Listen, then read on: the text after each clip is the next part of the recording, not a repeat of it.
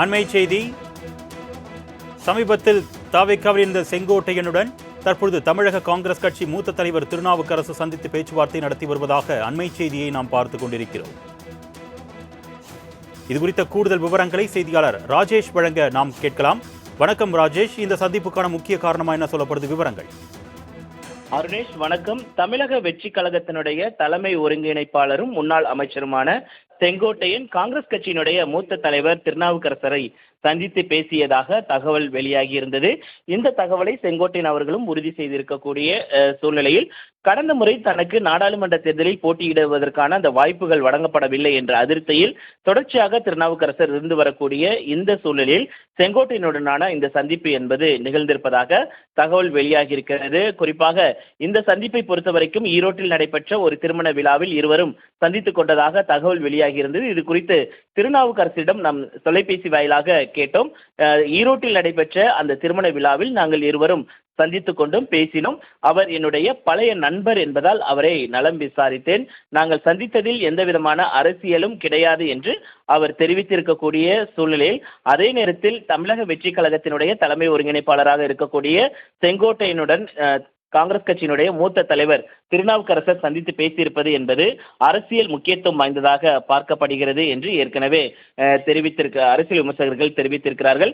குறிப்பாக இந்த சந்திப்பு காங்கிரஸை பொறுத்த வரைக்குமே தமிழக வெற்றி கழகத்துடன் அவர்கள் கூட்டணி அமைப்பார்கள் என்ற எதிர்பார்ப்பு எல்லாம் நிலவி வந்தக்கூடிய சூழ்நிலையில் அவர்கள் திட்டவட்டமாக அதை மறுத்திருந்தார்கள். நாங்கள் திமுக கூட்டணியில் தான் இருக்கிறோம் என்றெல்லாம் அவர்கள் தெரிவித்திருந்தார்கள். இருந்த போதிலும் திருநாவுக்கரசர் மற்றும் செங்கோட்டையனுடைய இந்த சந்திப்பு என்பது முக்கியத்துவம் வாய்ந்ததாக பார்க்கப்படுகிறது. அருணேஷ்.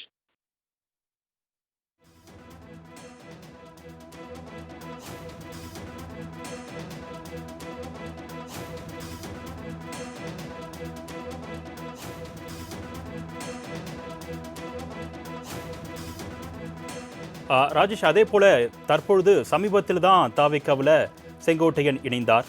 இந்நிலையில் இப்பொழுது திருநாவுக்கரசரை சந்தித்ததா ஒரு தகவல் வெளியாகக்கூடிய நிலையில் இப்போ 2026 கூட்டணியை பொறுத்த வரைக்கும் தேர்தல் கூட்டணிக்காக மற்ற அரசியல் கட்சி தலைவர்களை யாரையும் சந்தித்து பேச வாய்ப்பு இருக்கு. அது குறித்தான தகவல் எதனும் வெளியாயிருக்கா?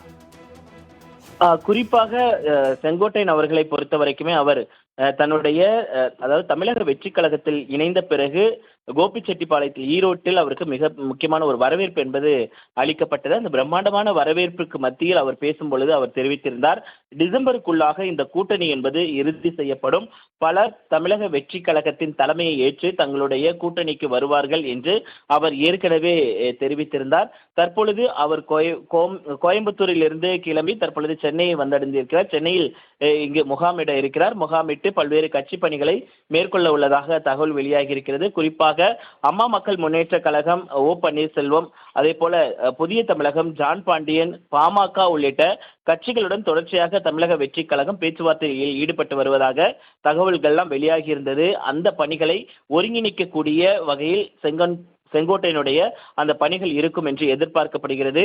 ஏனென்றால் பாமகவை பொறுத்த வரைக்கும் நீங்கள் எதிர்பார்க்காததை எதிர்பாருங்கள் என்று அன்புமணி அவர்கள் தெரிவித்திருந்தார்கள். அம்மா மக்கள் முன்னேற்ற கழகத்தை பொறுத்த வரைக்குமே அவர் தொடர்ச்சியாக விஜயனுடன் அந்த கூட்டணி பேச்சுவார்த்தைக்கான அந்த அச்சாரமாக அவருடைய செய்தியாளர் சந்திப்பில் பல்வேறு கட்ட தகவல்களை எல்லாம் தெரிவித்து வருகிறார். ஓ பன்னீர்செல்வமும் அதே நிலையில் தான் இருக்கிறார். இப்படி இருக்கும் பொழுது அதற்கான வாய்ப்புகள் இருப்பதாகத்தான் தெரிகிறது. அதனால் பல்வேறு கட்சி தலைவர்களுடன் அவர் தொடர்ச்சியாக பேச்சுவார்த்தை நடத்துவதாகத்தான் தகவல் வெளியாகி இருக்கிறது. அருணேஷ்,